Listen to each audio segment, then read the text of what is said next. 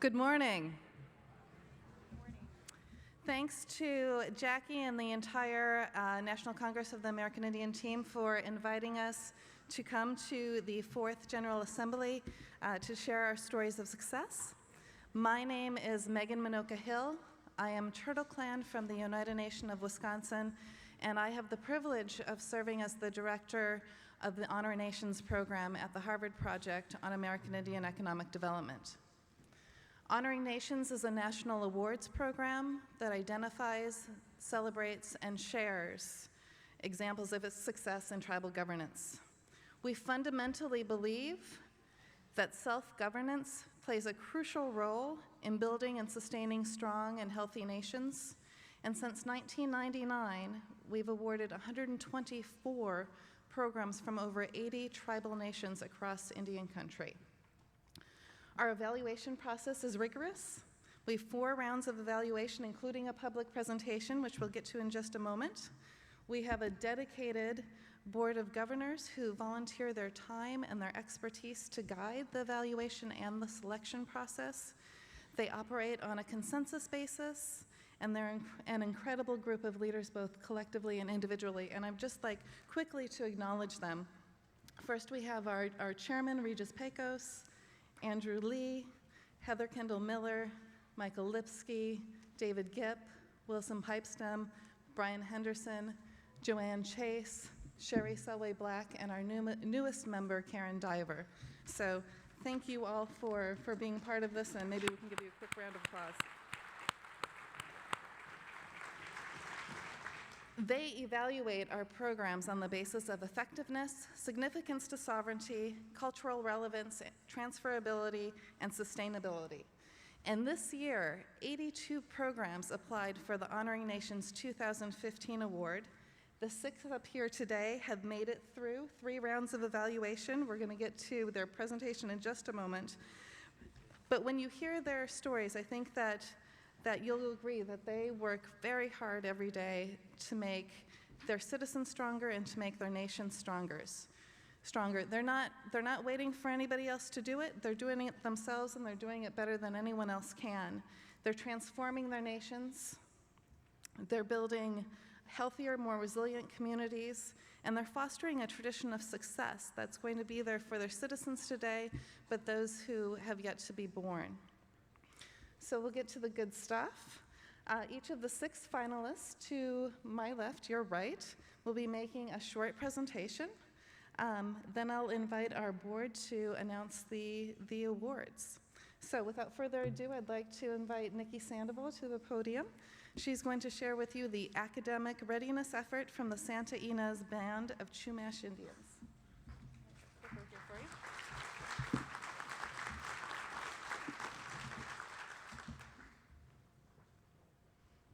The PowerPoint?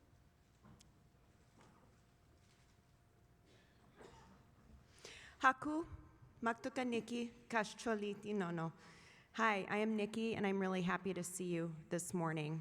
Thank you for joining us. I'm from the Santa Ynez Band of Chumash Indians, and what we do is we nurture the development and academic and cultural pathways for our citizens from birth through career. We're investing in education, and we're doing it early for the long term to serve our communities not only now, but in the future. We do this through individualized academic services at every pathway, every point in a human life. And we've been really able to enjoy great success in that area. This is our community in the Santa Ynez Valley. This is an area known as Camp 4 on the slide. We live in one of the most beautiful places in the world. These beautiful faces, they're why we do what we do. Our early academic preparation starts with our 3- and 4-year-olds, and what we do is we provide opportunities for our students to understand, or for families in our community to know where our children are at the youngest age, and to provide those supports so they'll be ready for school. A child who is successful and ready to enter kindergarten is more likely to graduate high school and then graduate college. And we've seen, again, some wonderful outcomes. And these outcomes are solidifying our cultural and our political sovereignty. Our philosophy is to proactively address educational needs. Remediation is extremely expensive in both human and financial terms. You can invest wisely now in education, or you can pay a very heavy price later.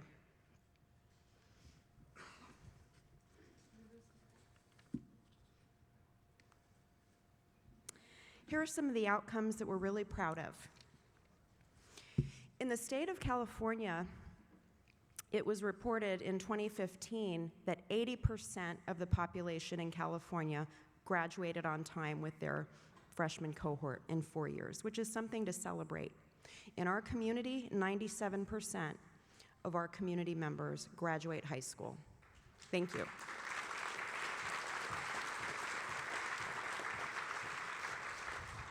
There was a time in our not too distant past where only half of us were graduating high school, 97%. No, close to 30% of our population of adults have earned a vocational or trade certification or a college degree.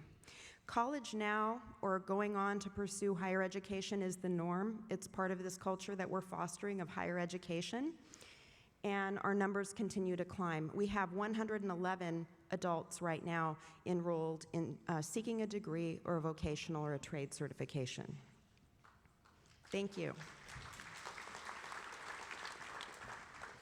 We've learned a lot through the years, and it's our hope that all that we've done can serve each of you as you're working to pursue educational outcomes in your communities. We understand that all of our contexts are unique, but if there is something that we can share with you, we are happy to do it. And that's one of the joys of being a part of this wonderful program, is that dissemination is part of the process. So we really want to share lessons learned with all of you and look forward to working in partnership with Honoring Nations to get that word out. I'm delighted to share a short clip about education in our community. If you could please roll the video, because it tells the story and you can hear people speaking in their own voices. If you could roll the video, please. Perhaps one of the greatest measurements of success for the Santa Ynez Band of Chumash Indians is found right on the reservation in the story of the tribe's education department. Up until the 1980s, fewer than a handful of Santa Ynez Chumash had attended college, but those numbers have increased significantly. Today, nearly 100 tribal students are currently attending colleges, universities, and trade schools. The education department first began in the early 1990s as an ad hoc program organized by Vice Chairman Richard Gomez. If you were a member of the tribe and you could prove that you were a descendant of the tribe, we helped you. And the first year we had 3 kids that actually took use of the program. Since then, the education department has grown into a program that benefits the entire tribal community. In 2009, Dr. Nikki Sandoval was named Education Director. With a Bachelor of Arts degree from Pepperdine University, a master's degree from George Washington University, and a PhD from UCSB, Dr. Sandoval is in a perfect position to serve her tribal community. When I was selected, it was a great honor because it was a sacred responsibility that I was about to take on. Dr. Sandoval works with the Education Committee to guide strategic educational investments in the tribe's community members. There had been a dream in our community to create a learning center where we could learn and grow as a community. And so now we have 5,000 square feet of space that's dedicated to our academic programs and services. The education department embraces everyone from birth through career in supporting our academic pathways and our continued learning. Our education department ensures that we'll have these learning opportunities not only now but for future generations, because we really want to nurture the next generation of leaders in our community, not only for us but for the world. One future leader is Sammy Martinez. Sammy has been able to utilize tutoring. He is 5 years old right now. He's been in the tutoring program for about a year, and I feel like it's helped him tremendously. He's learned how to read with Miss Donna, who is his tutor. My dream for Sammy is for him to go to college, for him to get a degree, for him to be successful. One tribal student who has taken great strides on the path to higher education is Bailey Marquez. She received her bachelor's and master's degrees from Stanford University and is currently studying for her PhD at UC Berkeley. I graduated from high school and went to Stanford and went in thinking I was going to be a lawyer or a politician, and that changed over time. I actually did an internship teaching where I taught middle school children over the summer, and I just fell in love with teaching. I decided I wanted to be an educator. After college, moved to New Mexico and was a teacher on the Navajo reservation. I wanted to go back and pursue my master's in education. So returned to California and got my master's in international and comparative education at Stanford University. I kind of fell in love with research, finding answers to things that mattered to me very deeply, and that's what made me want to pursue a PhD. When she completes her PhD studies in approximately 6 years, Bailey hopes to become a professor at a research institution and also mentor other Native students. Bo Armenta, who grew up on the reservation, recalls his decision to pursue a degree in culinary arts. I went into culinary arts because I love cooking. I absolutely love cooking. 15 years old is really when I started jumping into cooking. I started on the Willows. Sergio, who's still the chef there, kind of took me under his wing and he's like, all right, let's start cooking. And from that point on, I was just like, this is the coolest thing in the entire world. I got accepted to the Culinary Institute of America in New York. The most amazing experience of my life. After graduating from the Culinary Institute, Bo moved back to Santa Ynez. The whole reason I really wanted to move back was to give back to the tribe. They put me through this amazing college, the best of the best, and I was like, you know what, I really just want to give back to them and share the knowledge that I picked up over there. Bo now manages one of the tribe's restaurants, Route 246, in the town of Solvang, just a few miles from the reservation. He shares the technical knowledge he gained from the Culinary Institute of America and works with his team members to make Route 246 one of the best restaurants in the region. Dr. Selena Nakano received her Bachelor of Arts degree from UCSB and her Master's of Arts degree and PhD from Arizona State University. Growing up, my aspiration was always to be a helper. I knew that psychology was one of the helping professions. So as a school psychologist and as a behavior consultant, I get to help people.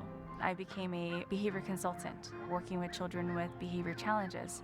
For Dr. Nakano and other Santa Ynez Shumash, pursuing higher education was a rather lofty goal, and one which didn't always seem within reach. As a young student, I looked around and I saw that there was hopelessness. Now, everywhere you look, the Education Committee has a very strong presence, and they go above and beyond to put on as many culturally enriching and educationally enriching programs as possible to support the development of the youth, to get them to see that there is so much more to life, that their life began here and they are being built up here, but they will leave here and they will go on and experience different parts of the world, meet new people, earn degrees, find out what their passions are, ultimately with the hope that they would come back to contribute and share their gifts in some way.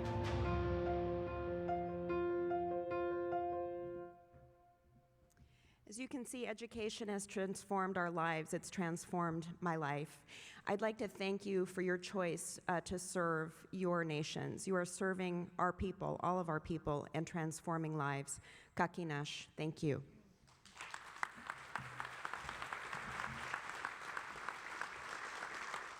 Thank you, Nikki. One of the things that she didn't have time to share that I just loved about this program was they have this boasting wall. So when students do things that, they get an A or they learn a new school, they put it up publicly on a wall so that everybody can share in that success. And I think it's really creating a tradition of success throughout the tribe that reverberates with every person that we talk to on the site visit. So thank you. I'd like now to introduce Lance Morgan. He's going to share a bit about the Ho-Chunk Village from the Winnebago Nation of Nebraska.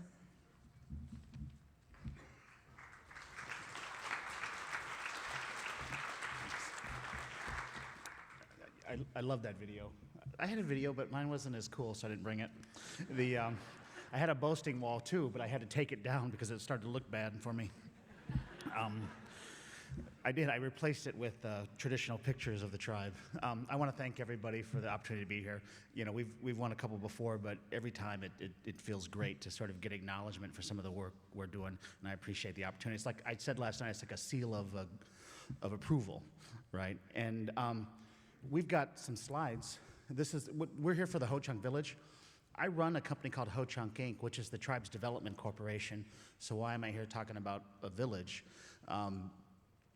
we were doing very well as a company, and we continue to do well, but if you're going to make an impact in a community, you have to go beyond just creating an economy or jobs. We had plenty of jobs, but we had a lot of problems. And when I was younger, I didn't think in those terms. I just said, let's just fight the poverty with a job and things will get better. But our problems are, it's like Facebook, right? They're complicated. We had housing issues, we had education issues, we had pride, we had self-esteem, we had drug and alcohol problems. And just creating a job to somebody who's in no position to do it or doesn't have a place to live really wasn't going to solve the problem. And so we decided to take a bigger approach. I worked for Famous Dave for a little while. He got me to go to the BIA and then left me there. And then, but one of the things he said that I remember, he said a lot of things, but he said, Indians don't think big enough, right? And I'm like, hey, I could think big. And so at the time, we were going to build like a strip mall. It was maybe some vague notion of houses on this land that we had acquired.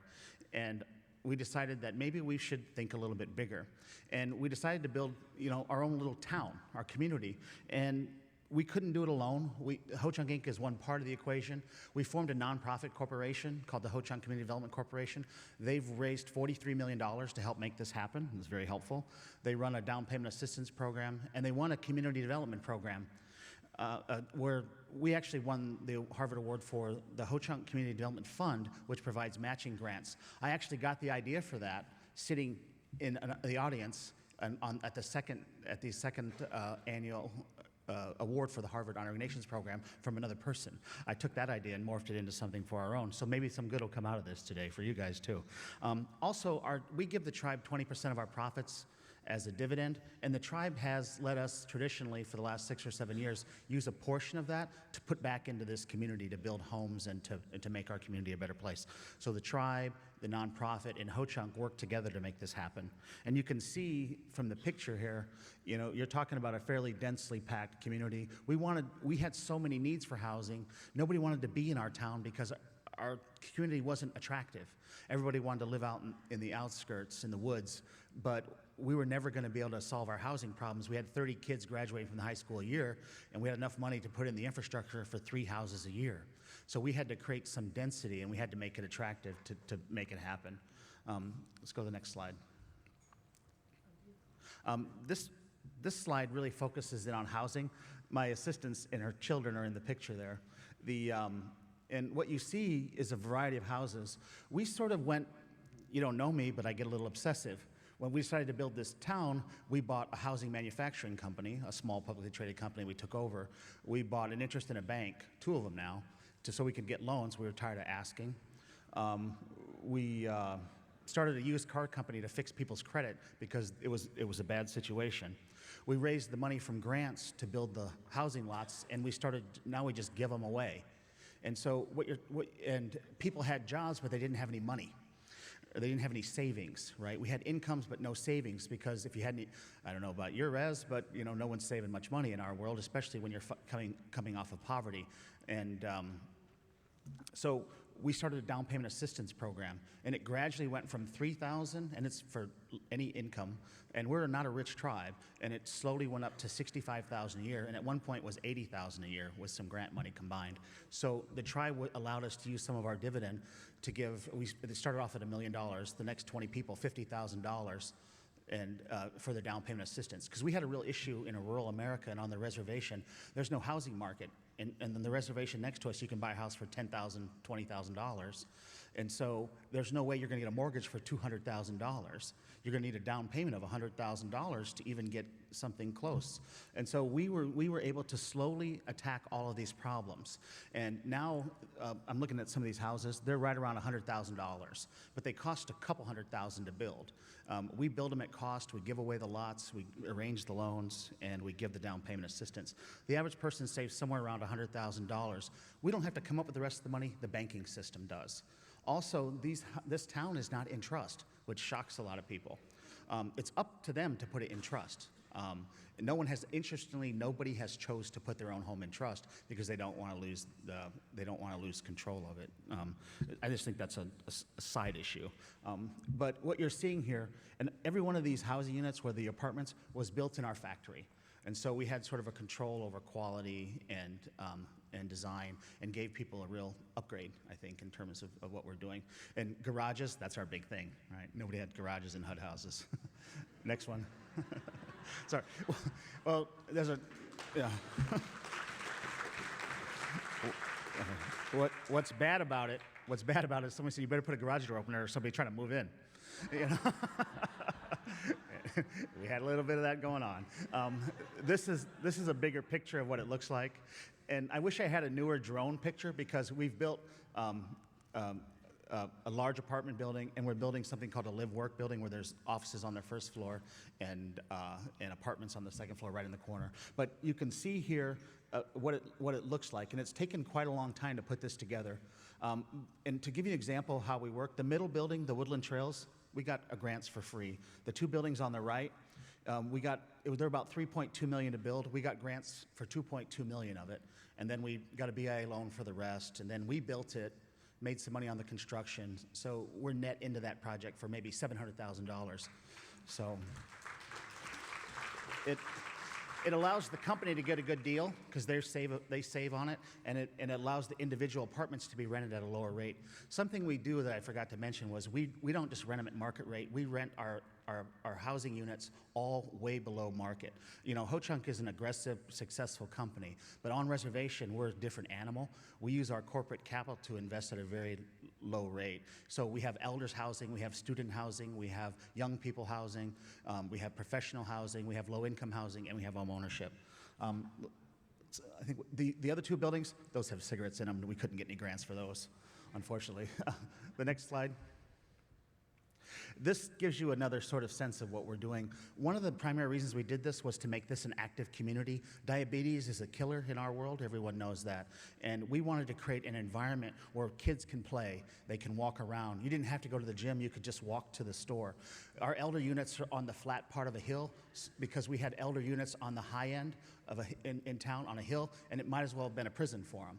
And so we've done what we can to create an environment with sidewalks, with trees, with a safe place for kids to play, for people to walk around in, so that we can fight the health issues. We've also connected our community to the rest of the disparate parts of our town with trails to make it great. I think that I'm out of time, but I'll leave you with a thought. This was hard work. It was much harder than I thought. We didn't have all the pieces of it when we put together. We were very naive. We solved each of these problems one at a time, and the net result is something we're very proud of. And not only are we proud of it, when your people have pride and they're proud of their home, and you create home ownership, you change the whole community. You change the schools, you change the attitude towards everybody. And what we've done, we're so proud of it, and we're shocked by the success of this, and we think that it's going to be great in the future. We're trying to buy the 40 acres next to it so we can expand it for the next 10 years. Thank you very much.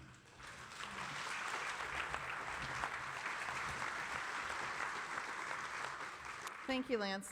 That's incredible. I think sometimes the problem in Indian country is that we don't dream big enough. And I think the Winnebago Nation and Ho-Chunk Village and Ho-Chunk Inc. show that there is really no dream too big when you listen and respond to your citizens for the future of your nation. So thank you. I'd like now to introduce Judge Kim Sweet and Joy Petrie from the Kanaitse Tribal Court from the Kanaitse Indian Tribe in Alaska.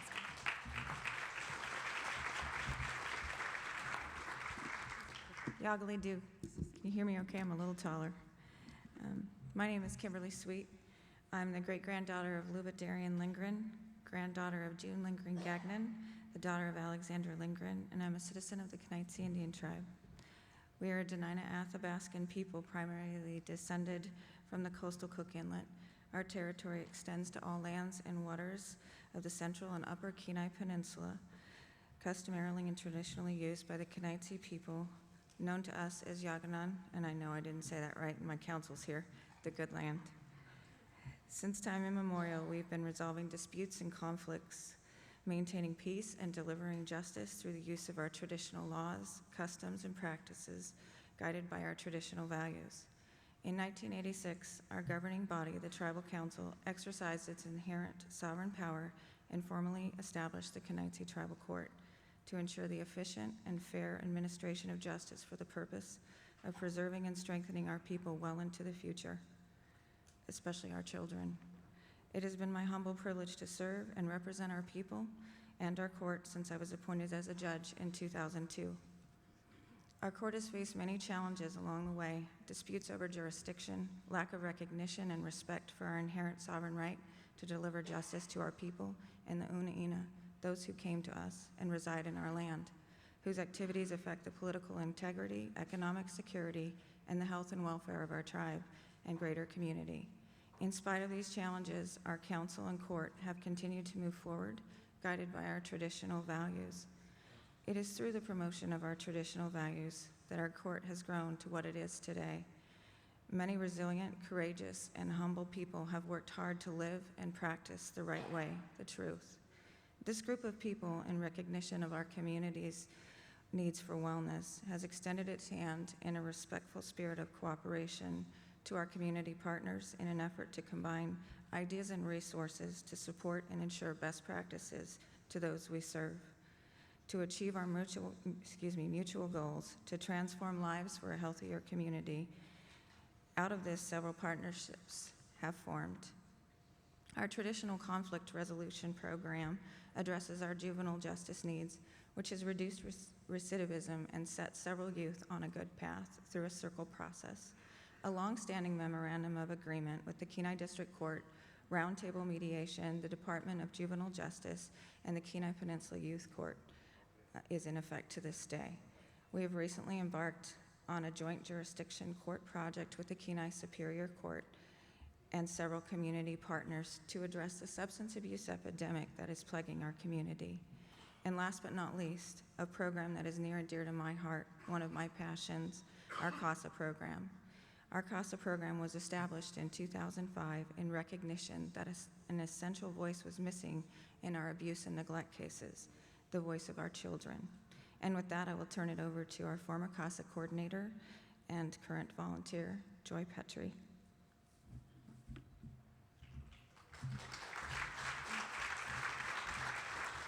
Thank you, Judge Sweet. I can't tell you what an honor it is for me to be here today to talk to you about a program that just beats with my heart, and to talk to you about a role that has been a part of who I am for over 10 years now. CASA stands for Court-Appointed Special Advocates for Children. CASA volunteers are everyday citizens who volunteer their heart, their time, and their talents to speak for abused and neglected children in court, and to serve as a consistent voice for them and consistent presence for them during a very difficult and confusing time in their life. CASA volunteers are appointed to one case at a time to provide that consistent advocacy for that child. Their commitment is to stay with that child throughout the life of the case. They are given access to that child, the people involved in that child's life, and all of the records involved for that child, education, medical, everything. So they're able to take that into the courtroom and be able to to provide a specific recommendation to the judge in the best interest of that specific child. CASA volunteers can be found throughout the United States. There are a lot of programs around the United States, close to 1,000 actually today. Our program was established in 2005 in our tribal court because judges did see that need in the courtroom, that child's voice, and further being a mentor and advocate for that child. In 2005, when we established that tribal court CASA program, it was the first in Alaska. In 2011, we wanted to see all children served in our jurisdiction who could use of a CASA volunteer. We wanted to see them be able to be served, whether they were in tribal court or state court. We signed a memorandum of agreement with the Office of Public Advocacy through the state of Alaska in 2011, creating Kenai Peninsula CASA. You'll see a picture of several volunteers being sworn in by both tribal court and state court judges. All of our CASA volunteers are duly sworn into both courts. The reasons why CASA is so important for children and youth is they're going through this system that is very confusing for them. decisions that are being made in courts will affect their lives forever. And having one-on-one advocacy provides several things to children. Nationally, we've seen that children with a CASA volunteer receive more services. They're more likely to do better in school. They're more likely to find a permanent and safe home and be reunified with their families. In a more personal way, the children deserve to have someone who is there just for them. They're used to seeing people paid that work with them, such as case managers. But volunteers are specific to that child and volunteer their time. We see better outcomes and focused advocacy, but the biggest piece that we see is resiliency for children. Having a positive, consistent adult in their life throughout the most difficult time in that child's life, we see resiliency factors more in children who have a CASA volunteer. Sorry. You're fine. In closing, I would like to extend our heartfelt gratitude to our ancestors and our elders for passing down our traditional values, which is the core of who we are as a people, to our councils past and present, for their unwavering support and their commitment to ensure that the Ka'anetana Dena'ina thrive forever, and to honoring nations for granting us this opportunity to share our story. I'd also like to extend an special heartfelt appreciation to one of our council members, current council members, Licia Blizzard, who was one of the ground troops. If you'd please stand, Licia. She's one of our elders and has been a support and has been with us. She said yesterday, I remember when the documents were signed formalizing this court, and she has been an incredible advocate for our children for years and our tribe. Thank you.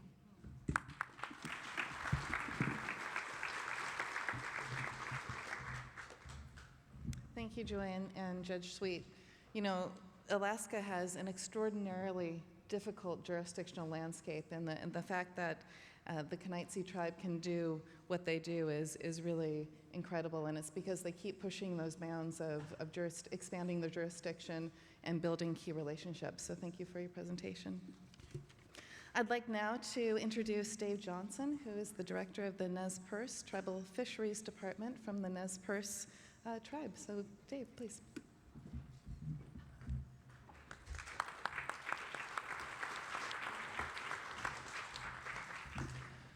Tatsmiwi, good morning. Happy to be here. It really is an honor, and listening to some of the awardees, it's a privilege to be here with all of you. You're all doing great jobs. I'd like to introduce some folks that are here with me today. Joe Oatman over there, he's our co-presenter. Chairman Anthony Johnson, I know I saw him, if you could stand up. And NEPTIC member Mary Jane Miles. Thank you.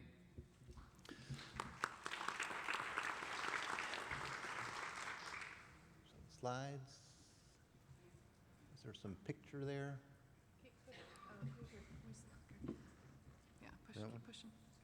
There you go. Okay.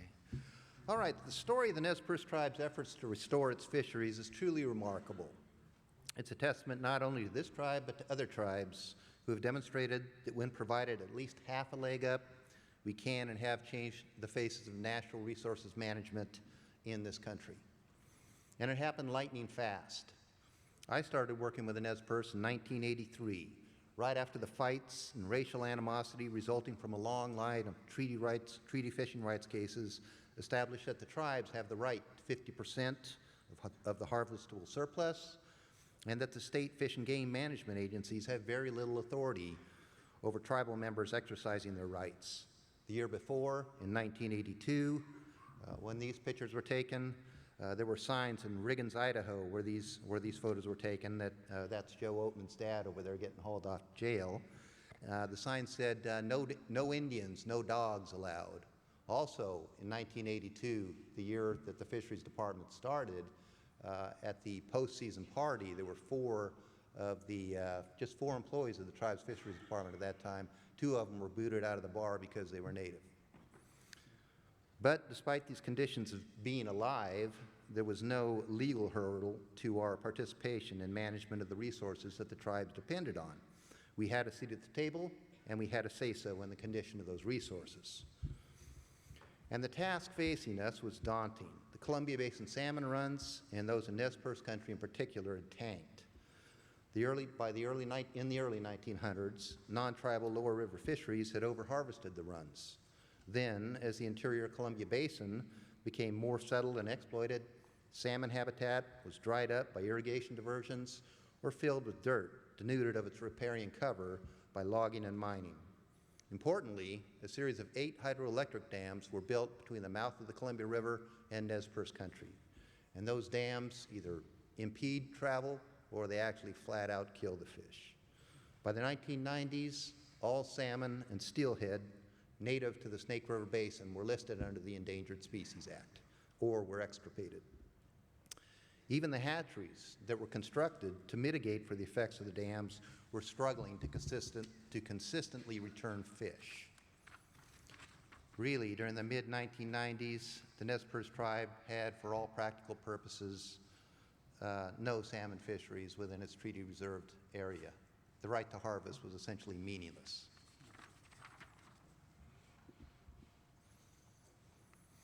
But having gained co-management authority through federal litigation, Nez Perce leaders understood their challenge would be to develop a program with employees that were just as capable as our state and federal agency counterparts. The beginnings were tough, funding was tight, we were young, and had to struggle to gain respect from the co-managers. However, then this is something that's unusual to tribes. We did have the full weight and unwavering support of the Tribal Council.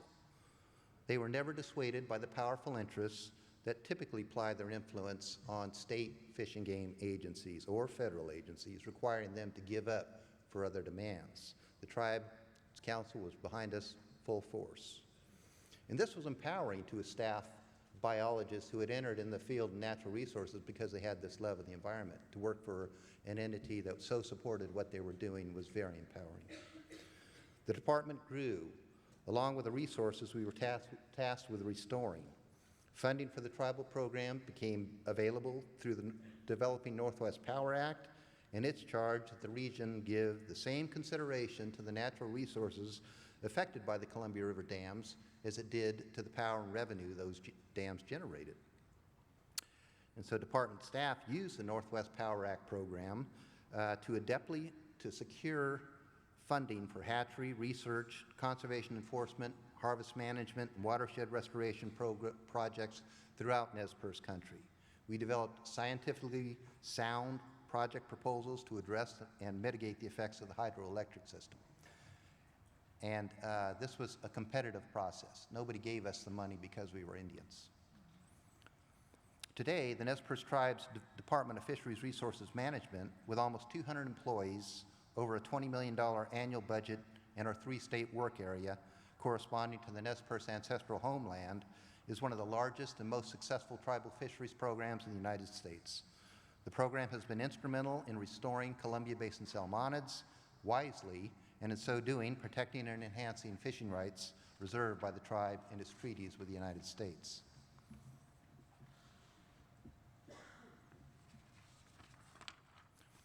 The tribe's fisheries department manages 2 hatcheries. We co-manage one of the largest federal hatcheries in the United States, and we release 10 million salmon and steelhead annually from these and the 9 acclimation sites we also operate. Through these programs, and aided with good ocean years and migration conditions, Snake River fall chinook returns, which is a species that was long neglected by the states, and listed under the ESA, have risen from 300 to 80,000 fish. Coho salmon, another state-forgotten species and extirpated in the Snake River Basin, numbered over 18,000 in 2014. Jamie Pinkham owed some dried coho for that. And that was the first time that anybody's memory that there was a fishery for coho salmon. Since 2000, tribal fishing for spring and summer chinook has expanded in numbers and geography, making the Nez Perce Treaty right to fish a reachable reality. The department aggressively pursued restoration of the watershed supporting naturally spawning salmon and steelhead, most of the tribe's treaty reserved areas and federal lands. And so these are timberlands managed by the National Forest, and they still have that legacy of clear cuts and mining that is present on the landscape today. Fisheries Department, however, brought restoration to these lands in a transformative way, developing a unique partnership with the Forest Service to decommission logging roads, restore passage by removing culverts, replanting or protecting riparian areas, and reforming streams channelized by mining. In 2013 alone, the Nez Perce Forest Service Partnership removed 19 barriers, opening up 57 miles of habitat, decommissioned 75 miles of road, removed 68,000 yards of mine tailings, protected 1,152 acres of riparian habitat, and planted 27,000 plants. And this wasn't unusual. This is commonplace, these kinds of activities.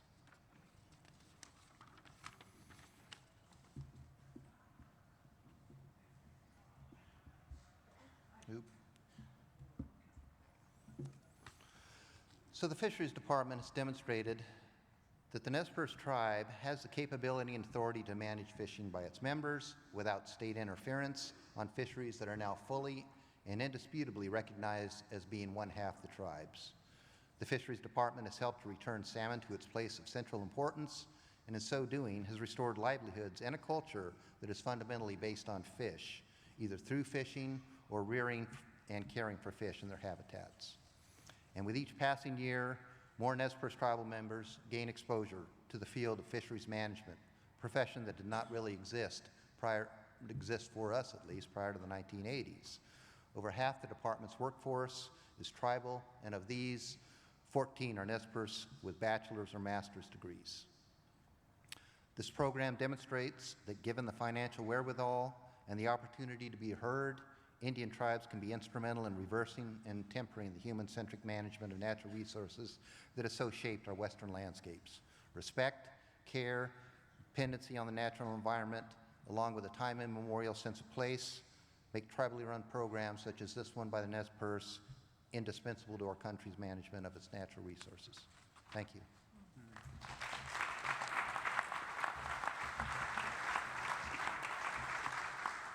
Thank you, Dave. The Coho and Chinook restorations are just incredible. And one thing that he just touched on briefly was that they're really also investing in human capital. And they have an internship program where they're teaching their young people, their tribal young people, to take over the leadership roles of the Fisheries Department when their time comes. So it's simply just an incredible program. So thank you. I'd like now to introduce three speakers for the Ohalogo under the Husk Rites of Passage program from the Haudenosaunee Confederacy. So I'd like to invite Councilwoman Beverly Cook, Krista Lauren, and Galinas Thompson. Did I say that right? Okay, thank you.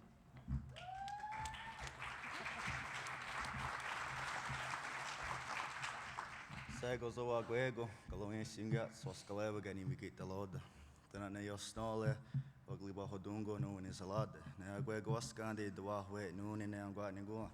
Tana ne date no haladas, the ne gueganto honjagage and colonjagage no in Guadidolo. Ne giaguego in cat the gas, and a load in the Gonhalugets, ne ague in Quadrilla Sua. The no oni, Gisego on August, Nature, Asnigo on one and Escana Gassastan, so then I got Nigon Leo. Etnido Nigo. The ona gadi. I glowing singat so skaleva gani mi gite loda dana na acquisition and unit gidlo.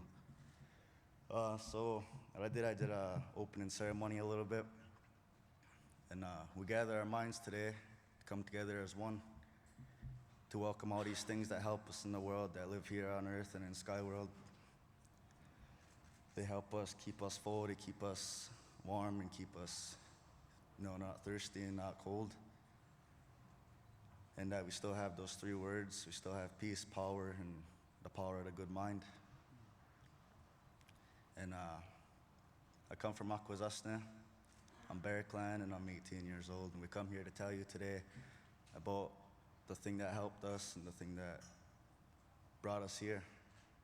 So I'm going to pass this on to Beverly.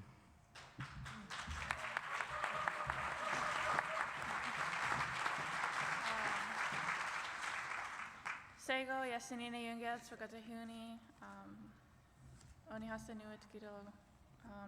My name's Krista Loran. My Mohawk name is Yasinina, and it means she carries all the names, and I'm from Akwesasne.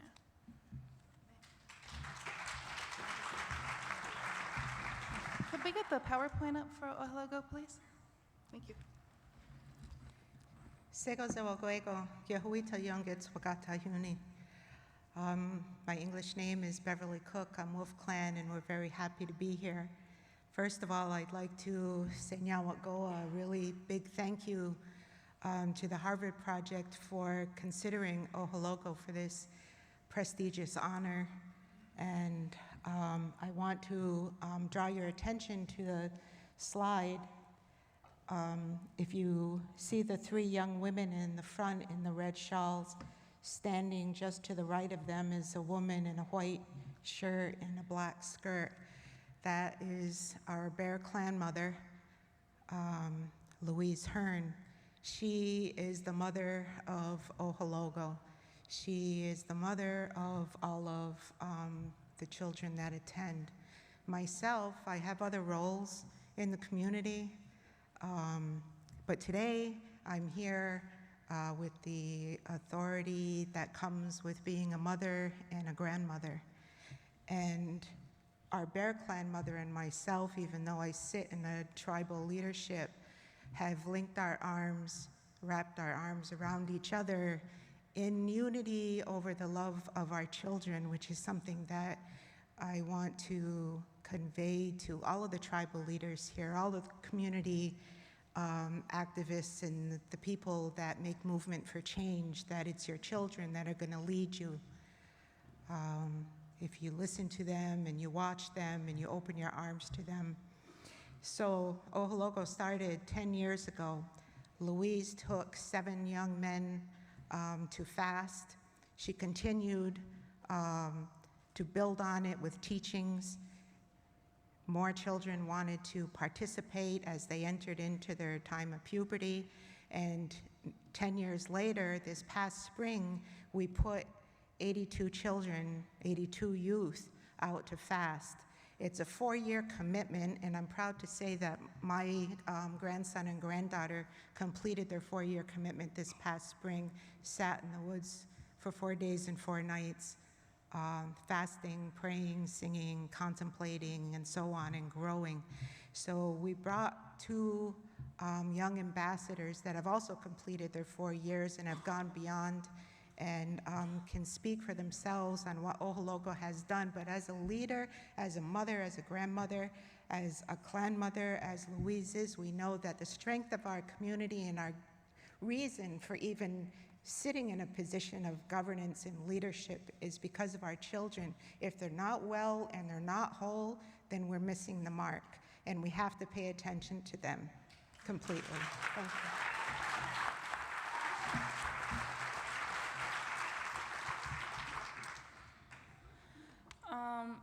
If you ask all the youth that is in this program ceremony, they will tell you that this ceremony has saved them from drugs and alcohol or going down the wrong path.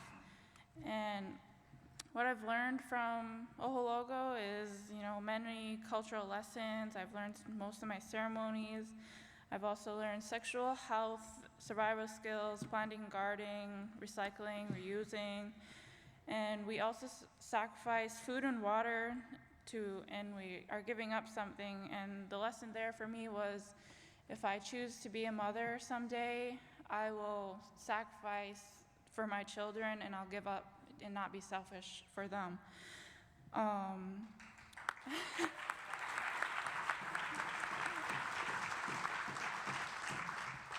Ohologo has also prepared me for college to not give up, even whenever it's hard, whenever I'm struggling. I will always be thankful for my culture and my people. I'm always proud of it. So, and I also gained my respect and honor from my community, completing my 4 years.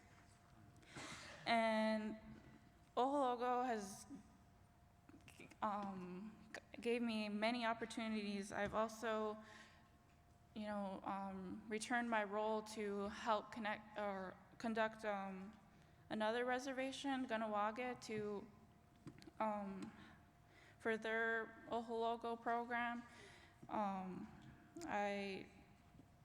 I gave back my role and I became like an auntie and helped all the nieces, so that was awesome. I also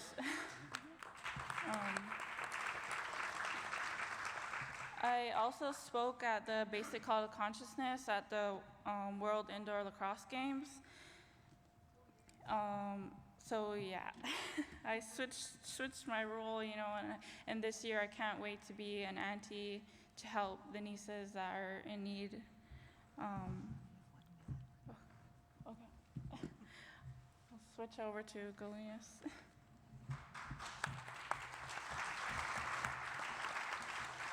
So I'm hoping I have enough time to sing a song before we're done. But this song, Ohologo Under the Husk, has helped so many people in our community.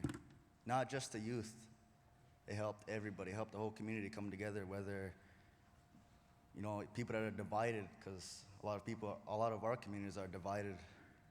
And we come together during this time for the kids, because that's what's most important, the future. So one thing I can't stress enough is that this thing doesn't come from the government. It doesn't come from, you know, we didn't ask anybody for this or say that, you know, someone else is gonna fix us. We went, and this comes from the hearts and the minds of the people. It comes from the mothers, the fathers, the aunties, the uncles, the grandmothers, the grandfathers, and the kids. And that's one great thing about this, and nothing could have prepared me more for the real world than this. So I'm gonna end this presentation with a short song, and this song is to give thanks to one of the food sources we used to have a long time ago, the passenger pigeon. And it's not around anymore, it was overhunted, but we still give thanks to this bird. We are yo aya eh oh we are eh oh we are eh oh we are eh oh we are eh oh we are eh hi we are yo aya eh oh we are eh oh we are eh oh we are eh oh we are eh oh we are eh hi. Oh we are hey, oh we are hey, oh we are hey, hi. We are yo aya hey, oh we are hey, oh we are hey, oh we are hey, oh we are hey, oh we are hey, hi. Oh we are hey, oh we are hey, oh we are hey, hi. We are yo aya eh. Nyawa.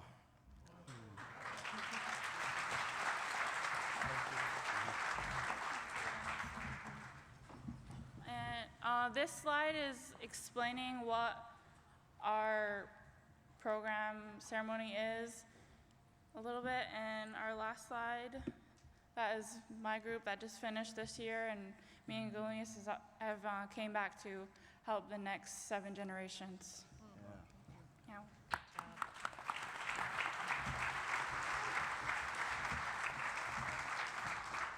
Thank you, Galenius, for your song. Thank you, Krista.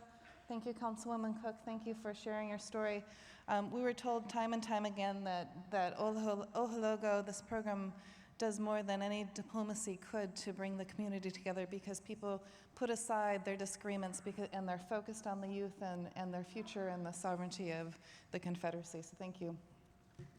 I would now like to introduce,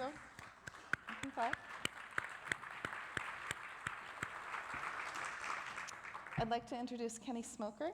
He's the director of the school-based health centers at the Fort Peck, Assiniboine, and Sioux tribes. So Kenny, thank you.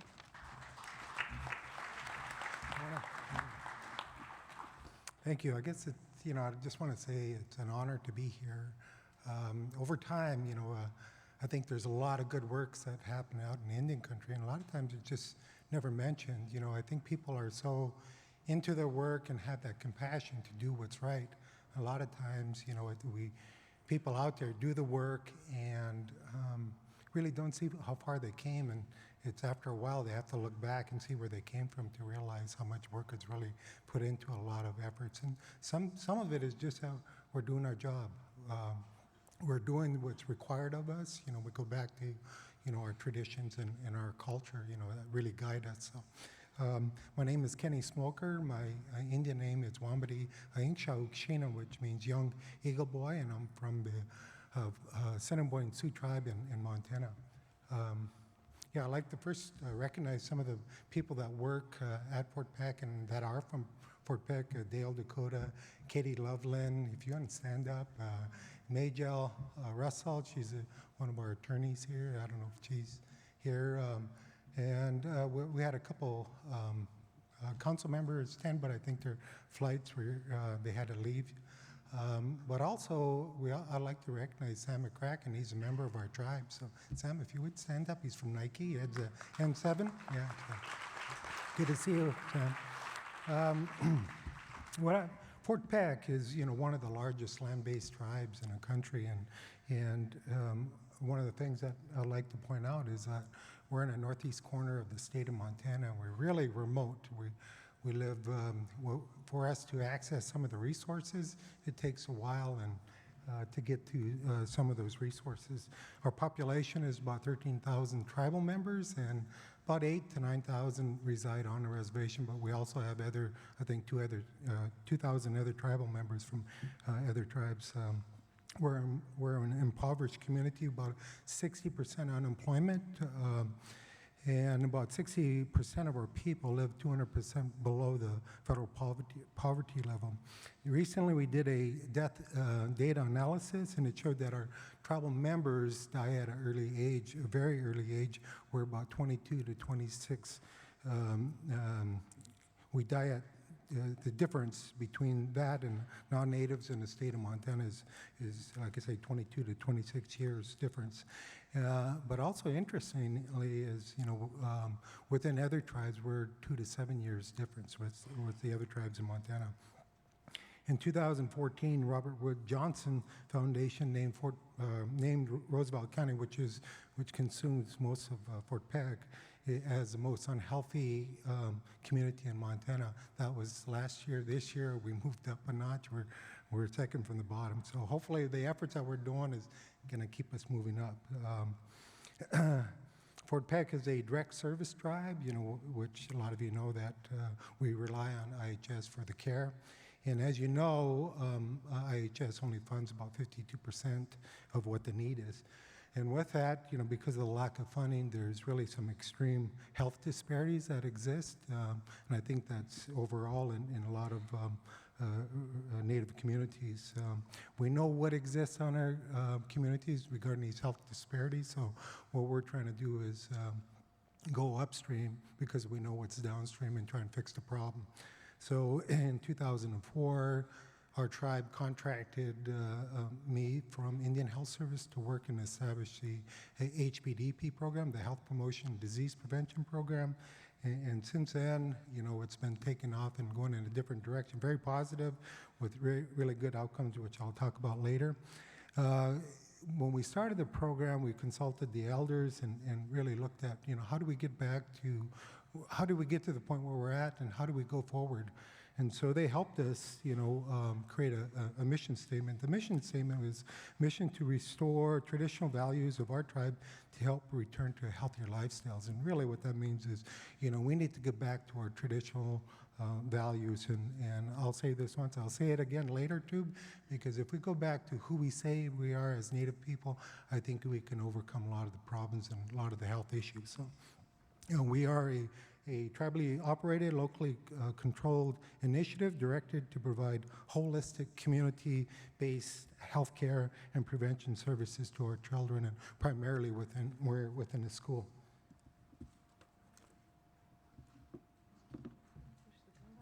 Green, I'm sorry. Okay. The school-based health clinics, it was established in 2007. What we do provide is medical, dental, and mental health. We provide services to all students in 3 of the schools. This year, we just added the 4th, regardless of race and regardless of income for the K through 12 grades. And we're working with the Head Start as well. Our program helps students to do better in school by working to solve the physical and mental health issues and needs of those students, and also preventing some of the more serious issues. We work with the students and families to create a healthier lifestyle. We employ, just in a school-based health clinic, we employ over 20 employees, and it's in the medical field: nurse practitioner, nurses, clinical assistants, nutritionists, physicians, and a respiratory therapist. In dental, we have a dental hygienist that sees probably about 75% of all the children there, and we also have a pediodontist that volunteers to work for the program. In the mental health, we have a psychologist, a licensed a social worker, LCPCs, LACs. We had a psychiatric nurse practitioner. And we also have suicide prevention coordinator, that's Dale, who works for the program. Our funding is primarily, it's kind of an innovative way of capturing reimbursements. Like I said, we only bill the students' Medicaid, and that sustains our program. We operate under 638 contracts, which allows us to do a lot of work that similar to what IHS, but with more flexibility. And we don't take any funding from any other sources. We take a little bit from IHS and a little bit from grants that we do and contracts that we do have, but we don't take any money from the tribe. We get reimbursed through the all-inclusive rate, and what we do see, like I said, we see all of children's 50 to 60% of all what we do see is available. So really, we're a private sector built within a tribe. The key outcomes, like I said, we're in the 4th school now, and and one of the other areas that we provide care to remote areas that have a difficult time getting care. We're enrolled 1,100 students. We improve children's health by education. We have close to a $3 million operating budget. And one of the really remarkable things that I've seen over the years, the suicide rate has decreased to where it was quite high a couple of years ago, and now it's down to, I think, I think last year was just 1, and that's within our youth population. We're creating employment. We're giving attention to healthcare because healthcare is within the school, and we see a lot of our students selecting a healthcare field. We have youth advisory boards. We work with the elders, and we work within the schools to do traditional community gardens, and we have a lot of partnerships. On our horizon, we're going to build a wellness center to take care of our students with care plans, and we got a grant from Shakopee to assist us with that wellness center. In summary, I think it's very good service when you feel good about yourself when you help others, and I just want to say thank you.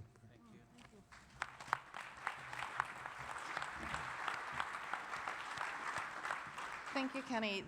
This innovation is brilliant, and it's sort of remarkably simple, right? And by bringing healthcare into the schools, you're really solving a problem that countless tribes across the country face, so thank you for sharing. If we could give all of our awardees, finalists for 2015 a big round of applause.